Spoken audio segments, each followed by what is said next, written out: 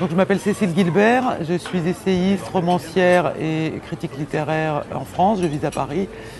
Et mon travail, en fait, s'articule en tant qu'essayiste autour d'un certain nombre de figures de l'art et de la pensée.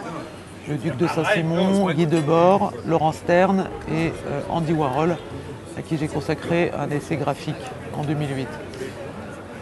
Mon dernier livre est un récit autobiographique, ce qui est une veine complètement nouvelle dans mon œuvre, qui s'appelle Réanimation, qui est paru donc à Paris, en France, en septembre 2012.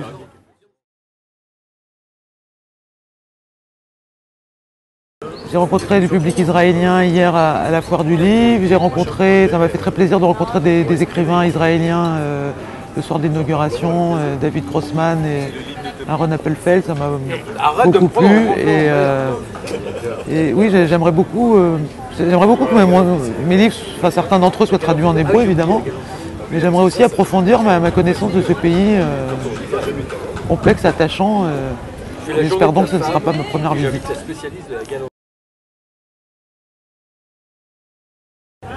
Je ne dirais pas que Réanimation m'a permis de traverser une épreuve, parce que je ne pense pas qu'on écrive les livres avec ses tripes, mais plutôt avec sa tête. Ceci étant, c'est vrai que Réanimation est complètement inédit dans mon travail d'écrivain. J'ai toujours beaucoup en plus critiqué en tant que critique littéraire et grande lectrice de livres, cette veine qui consistait à développer une veine autobiographique dès qu'on avait quelque chose dans sa vie d'un peu douloureux ou traumatique. Ceci étant, si je me suis emparée de cet épisode qui en fait narre les quelques jours où mon mari s'est trouvé en réanimation dans une unité hospitalière de pointe à la suite d'une maladie très grave, c'est parce que les années passant,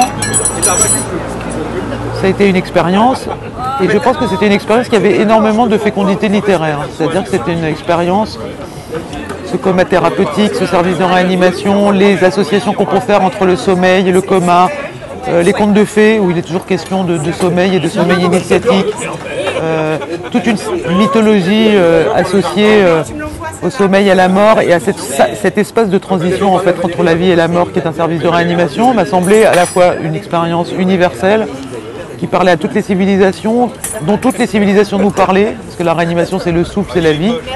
Et comme c'était un livre qui, 4 ans après, j'en connaissais la fin puisque la fin est heureuse, écrire ce livre comme ça qui part de l'ombre pour remonter vers la lumière, c'était une expérience d'écriture, je trouve, très belle et aussi spirituelle, puisque c'est un livre d'amour et que le premier principe, première grande énergie spirituelle, c'est l'amour.